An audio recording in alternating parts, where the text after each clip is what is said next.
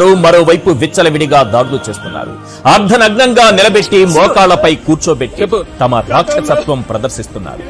వ్యవస్థలున్నాయి, మరి పని చేస్తున్నాయా అంటే సమాధానం లేదు. మరిప్పుడేం చేయాలి? అందుకే ఆ దేవుణ్ణి ప్రార్థిస్తున్నాను. దేవుడా, రక్షించు నా రాష్ట్రాన్ని పచ్చ మూకల నుంచి, పచ్చ రౌడీల నుంచి.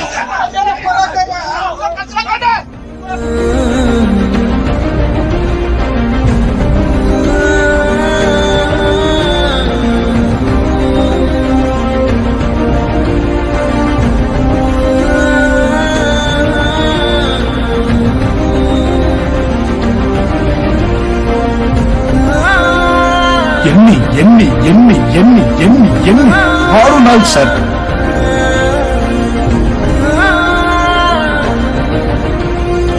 అతి దారుణంగా అన్యాయంగా ఆస్తులు ధ్వంసం చేస్తా ఉన్నారు. రాష్ట్రం మొత్తం దాన్ని చూస్తా ఉంది, కానీ ఎవడు మాట్లాడడం లేదు. దొంగ కేసులు పెడతా ఉన్నారు, వాళ్ళే కొడతారు, మన ఇటువైపున కేసులు పెడతా ఉన్నారు. రాష్ట్రం మొత్తం ఇది చూస్తా ఉంది. ఎమ్మెల్యేలు ఏకంగా జేసీబీల మీద, పొక్లేన్ల మీద ఎమ్మెల్యేలు స్వయంగా తీసేసి ఏకంగా పోయి బిల్డింగ్లు పగలగొట్టే కార్యక్రమాలు చేస్తూ ఉన్నారు.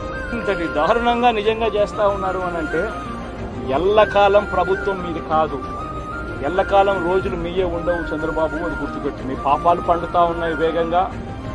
ప్రజలు దీన్ని క్షమించని పరిస్థితుల్లోకి వస్తారు. ఖచ్చితంగా మీకు బుద్ధి చెప్పే పరిస్థితులు, రోజులు కూడా ఉంటాయి.